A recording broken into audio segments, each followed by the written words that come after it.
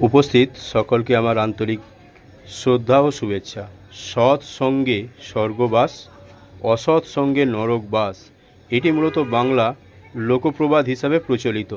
মানুষের চরিত্র ও জীবনে তার সঙ্গীদের প্রভাব অত্যন্ত গভীর। ভালো মানুষের সঙ্গে থাকলে ভালো চিন্তা, নীতি ও আদর্শ শেখা যায়, আর খারাপ সঙ্গ মানুষকে ভুল পথে নিয়ে যায়।